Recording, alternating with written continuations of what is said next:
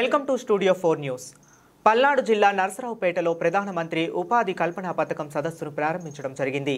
ఈ కార్యక్రమంలో నర్సరావుపేట ఎంపీ లావు శ్రీకృష్ణదేవరాయలు, పల్నాడు జిల్లా కలెక్టర్ అరుణ్ కుమార్ మరియు టీడీపీ, బీజేపీ, జనసేన నాయకులు, కార్యకర్తలు తదితరులు పాల్గొన్నారు.